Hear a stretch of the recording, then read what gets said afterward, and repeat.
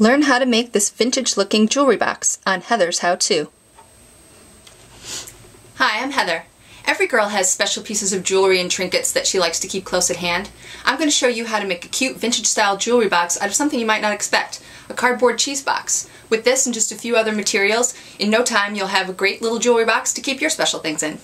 All you'll need for this project is the cardboard box from a popular brand of cheese, Mod Podge, white glue, gesso, a roll of masking tape, some thread, ribbon, some faux flowers, faux pearls, and gold beads, a pair of scissors, a mirror from a makeup compact, 2 pieces of different colored fabric, some hot glue, acrylic paint, foam brush, a regular brush, and a marker, and a picture from a magazine or book.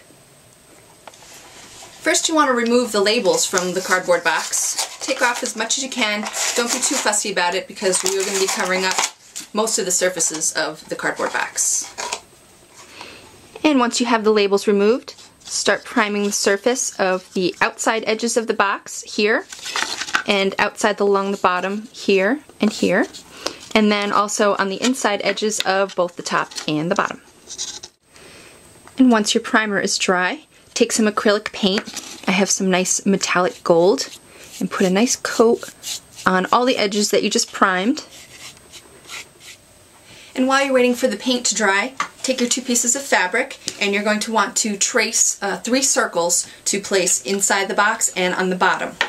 And for the inside of the box, I'm going to use this cream colored fabric, and the diameter of the inside of the boxes is approximately the same as a partially used roll of masking tape. And if you want to just test it, drop it in. That fits. Take your masking tape, put it on the back side of your fabric, and take your marker and draw a circle around that.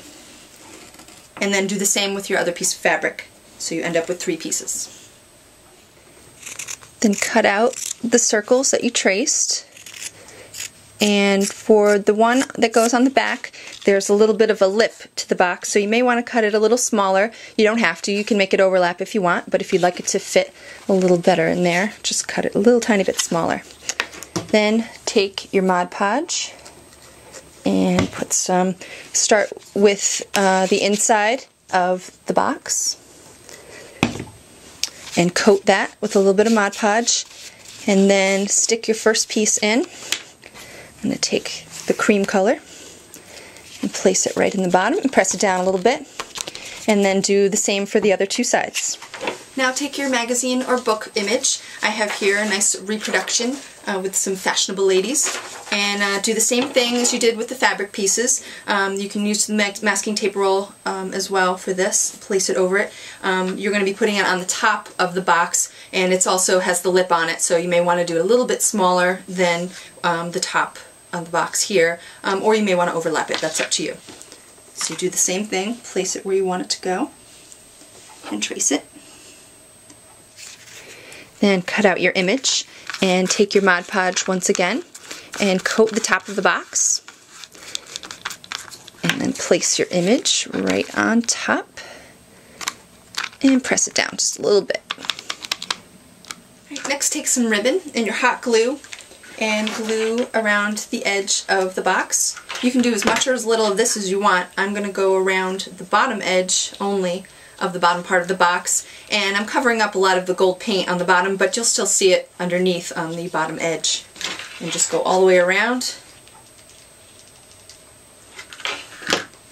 Next we're going to make a border of faux pearls and gold beads around the top of the box.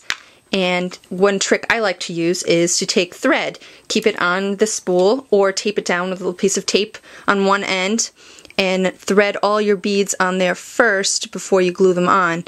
This way, if one happens to fall off, you won't lose it, it'll still be on a string.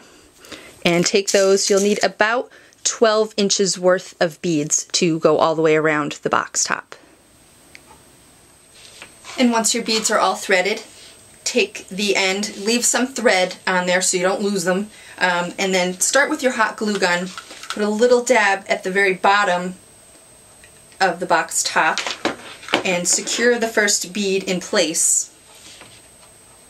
And then you can continue with the hot glue or use some white glue and then go all the way around the box top until you meet at the same bead you started with.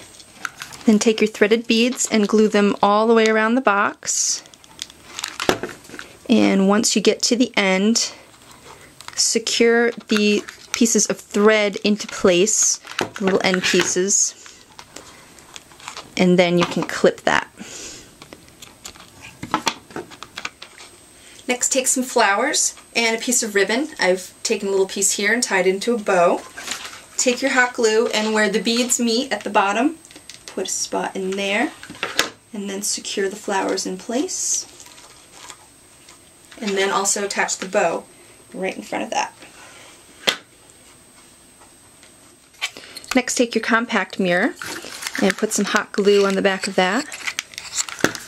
Turn over the inside of the box and press it right in place. There you go. And you're done. And now you have your finished jewelry box. Now you can take it and fill it with all your favorite pieces of jewelry and trinkets. Looks like I may need to buy some more jewelry. Visit KäferGraphics.com for handmade gifts, artwork, and more.